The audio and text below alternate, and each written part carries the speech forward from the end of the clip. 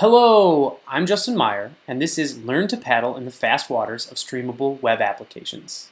In this video, you'll join me for a long and epic journey through technologies that I believe are going to usher in a new golden age of web development. We'll see how these technologies, streams, fetch, HTTP2, will make user experiences better by developers who know how to harness them.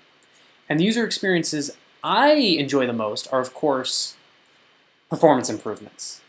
So let's compare the experience with and without these technologies we'll be exploring. The RockQ application on the left is a traditionally built client-rendered application. The RockStream application on the right is built with streams. As you can see, the streaming application starts showing the information to the user right away, letting the kayaker avoid the rock. The app on the left, well, it loads a little too late. As you can see, performance is a really important part of user experience. Our journey is going to take us from the performance of a traditional client-rendered application to that of an incrementally server-side rendered application that uses streams and HTTP2 push. Let me break this down.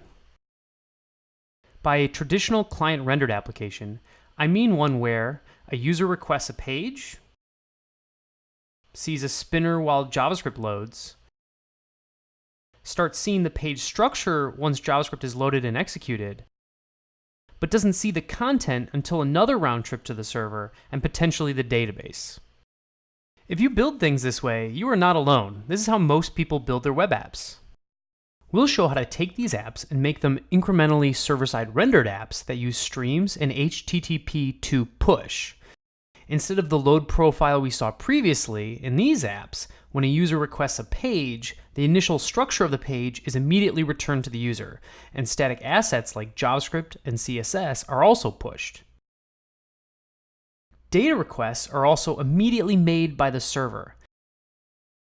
As data is streamed back, the data gets translated into a stream of DOM mutation commands pushed to the client and immediately applied in the browser.